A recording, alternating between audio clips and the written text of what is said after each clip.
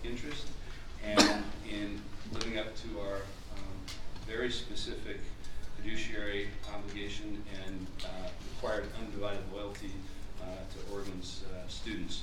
So to recap briefly, I am proposing that we continue with the protocol and include in any negotiated purchase and sale agreement the ability for the state to repurchase by June 30th, 2018, or up to 90 days after a transfer was completed, up to $25 million in acreage land from the LLC for key conservation habitat. And if the legislature does approve those funds, I would like to see that that acreage in a conservation structure that would allow continued access for recreation, hunting, angling.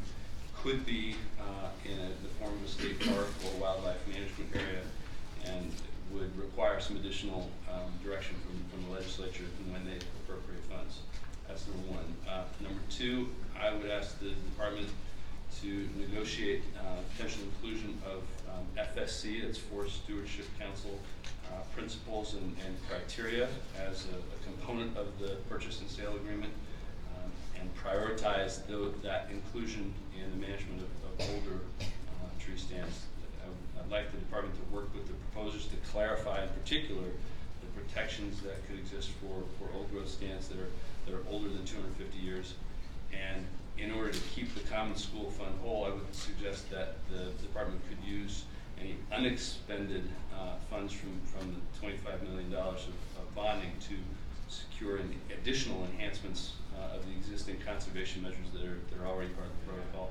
And finally, I would like the department to include in that purchase and sale agreement a right of first refusal for the 5 federally recognized Western Oregon tribes for any lands that the LLC might decide to sell after that transfer. So, Madam Chair, those are my best efforts to strike that balance in what I believe are our fiduciary responsibilities and what I would like to see as a continued public interest in the state forest. And I appreciate you letting me make that motion. Thank you, Mr. Treasurer. Before we vote on the motion, Treasurer Richardson, do you have any comments?